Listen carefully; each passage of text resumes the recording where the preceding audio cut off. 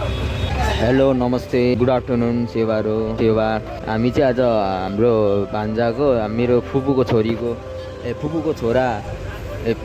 छोरीको छोराको dance competition छ अनि इटरीमा त्यहाँ हेर्न जाँदैछौँ हामी चाहिँ हैन। बस चढिसकेको अवस्था माइली फुपू उहाँ उता ठुली फुपू उहाँ उतापट्टिको फुपूको जेठी छोरीको जेठा छोराको डान्स कम्पिटिसन बस चढिसकेको छौँ। दिदीको छोरालाई सपोर्टको लागि हामी चाहिँ धरानदेखि इटरी पुगेको डान्स हेर्न। त्यहीँ भेटौँ अब।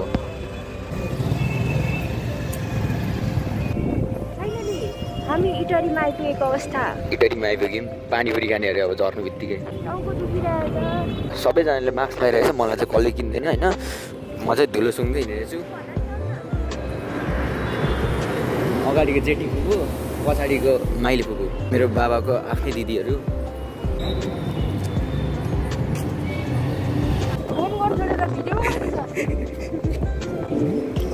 पर जाँदैन छ दिदी चाहिँ ठ्याक्कै हाम्रो दिदी जस्तै हुन्थ्यो। म त दिदी होला भनेको त होइन पो रहेछ सेम हुनुहुन्थ्यो नि त अनुहार पनि सेम हुन्थ्यो।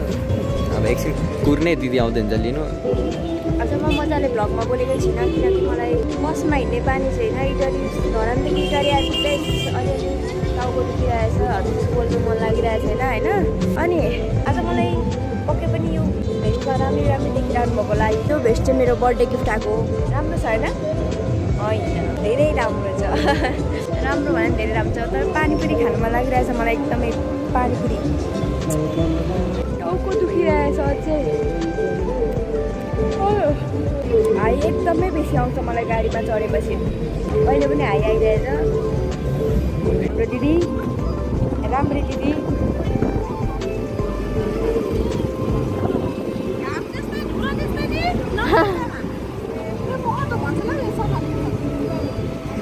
अब हामी सफारीमा चढ्ने। हाम्रो लागि सफारी लिन जानुभएको छ दिदी। हामी चाहिँ प्रोग्राम भएको हलमा आइपुग्यौँ है। प्रोग्राम चाहिँ यहाँ लायन्स क्लब अफ इटरी सुनसरीमा रहेछ। अनि आइपुग्यौँ हामी चाहिँ। अझै मान्छेहरू आउँदै हुनुहुन्छ धरानदेखि रहेछ। उहाँहरूलाई चाहिँ अब धरानलाई छोडिदिन्छौँ। हामी अगाडि आइहाल्यौँ उहाँहरू पनि आउनुहुने रहेछ थाहा भएन। हामी धरानको मान्छेलाई चाहिँ यहाँ इटरी आएर बस्नु पऱ्यो भने मरिने रहेछ सकिँदैन। सुरुवात गर्न चाहन्छु र सरलाई पनि खादाद्वारा सम्मान व्यक्त गरिदिनका लागि दिदीलाई अनुरोध गर्दै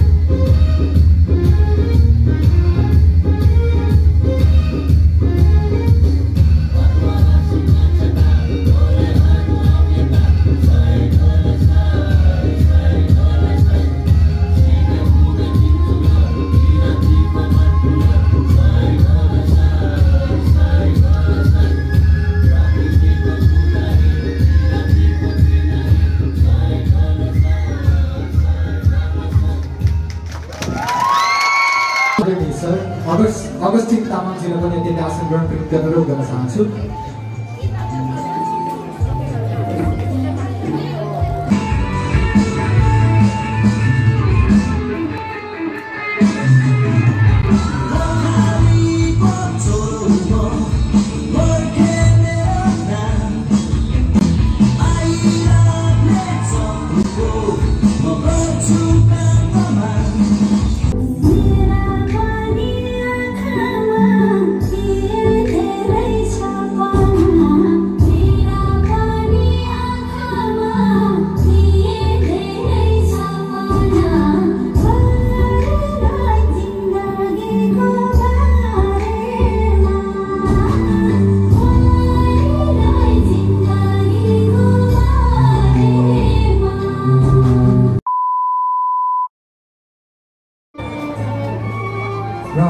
सरलाई धेरैभन्दा धेरै धन्यवाद दिँदै ढिला नगरिकन अर्को कन्टेस्टेन्ट आएर माझ हामी जोडिहाल्छौँ। अब हामी सबै धेरैजना कन्टेस्टेन्ट बाँकी नरहेको कुरा पनि जानकारी गराउन चाहन्छु। हामी कन्टेस्टेन्ट 16सम्मको हामीले प्रस्तुतिहरू निहालिसकेका छौँ। अब हामी जम्मा 4जना कन्टेस्टेन्ट बाँकी रहेको कुरा